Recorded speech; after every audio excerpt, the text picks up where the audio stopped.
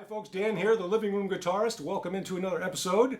And you'll probably notice that, one, I have a friend, and two, we're sans guitar this week. Not because I cut my fingers this time, I didn't. Let me tell you about what's going on here. I got an email from a viewer named Jody last week. And Jody, I don't know if you're male or female. You didn't mention in your email because that could go either way.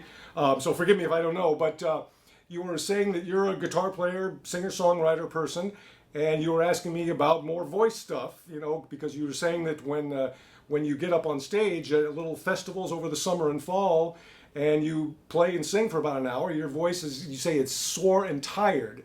And you're asking me, all right, well, what can I do about that? Since you saw about a dozen episodes ago or so, I did a little singing voice thing here just for other singer-songwriter people.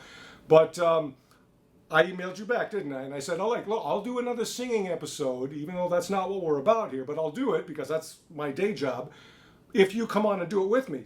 But as it turns out, Jody was in Massachusetts somewhere and just, it wasn't going to work out. And then the sound quality on Zoom, it just wasn't happening for what we needed to do. So Jody, you owe me one. I brought my friend Carolyn in here with me, and she is actually a semi-pro singer. Tell us a little bit about your voice and your journey with your vocal instrument there. Oh wow, I've been singing ever since I could speak. Okay.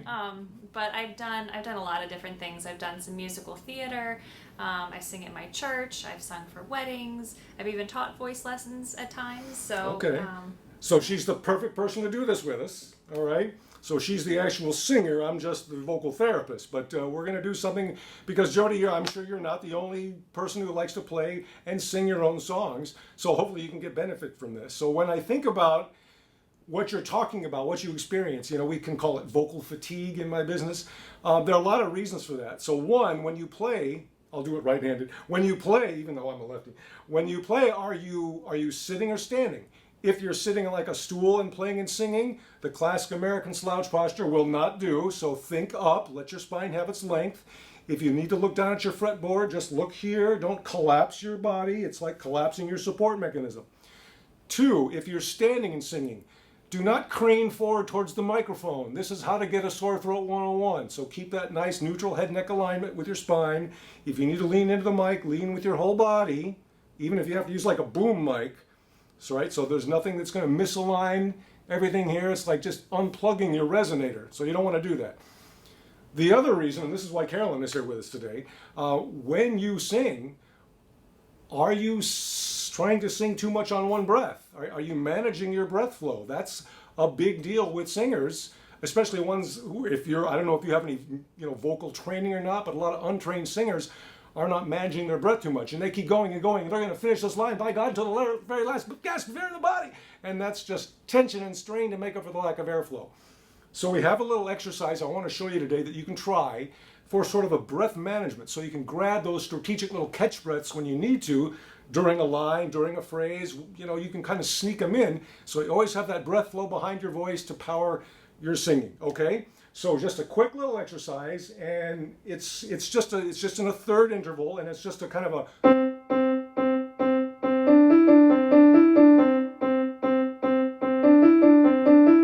and it's going to be a non-stop exercise that moves up 1/2 step at a time, and it just encourages grabbing these quick little catch breaths through your mouth. All right, so you're not making a big conspicuous production out of it. It's just a quick little. And just to grab a breath to keep going, sing a few more lines, grab a breath, and that breath ideally is down in the body. It's not up here high and tight, gathering tension around your instrument, all right? So let's give it a try.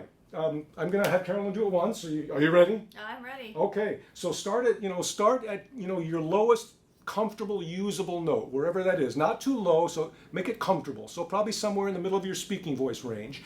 And you work your way up 1/2 step at a time, only to your level of comfort. It's non-stop, so it's really going to demand you pay attention to breath flow. The very split second you start to feel any effort or strain to keep going, grab a little catch breath through the mouth, come right back in.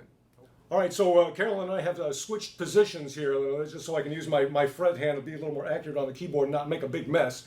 So I'm going to take her through this, and I want to, Jody, this is how you're going to do this exercise when you do it, or anybody, if you're, again, singer-songwriter person who sings and you want to kind of spare your voice and have some vocal stamina, this is a nice little isolation exercise to try. Here you go. And we're going to start.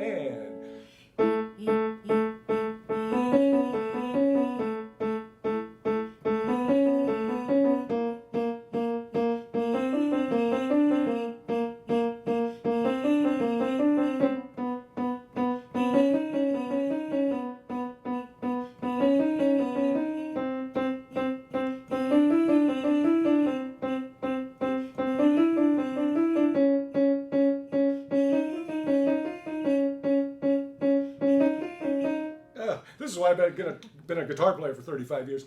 But I think you get the gist of it, right? It's just a non-stop exercise. We're just using thirds, just those intervals. You do it 2 times, just little pulses on a vowel, E, E, E, E.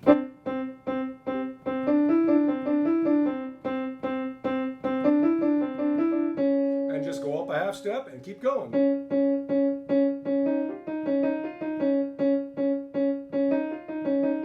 And then up, and Carolyn will come in here on the D, E.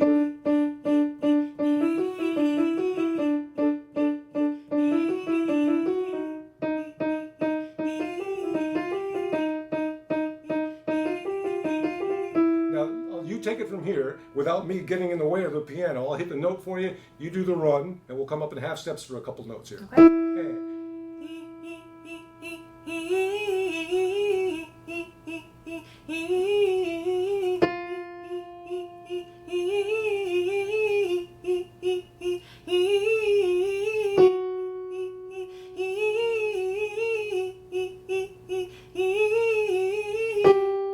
Yep, and you just keep going as high as you're comfortable with. Don't push it, don't push the envelope, just only go as high as your comfort level.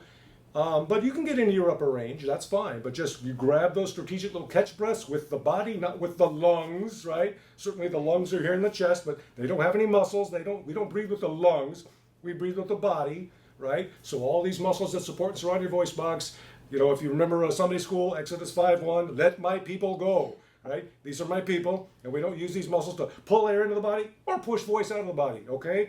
And that will give you some vocal endurance to do your gig. If you're going to be singing for a whole set, you need some stamina, all right? Do you get it? All right? It's a fun little exercise, but that's what exercise is for. You should have fun with it, and it should help build your skills to support your voice and sing your songs, all right? So hopefully this is beneficial. So again, Jody, you owe me one.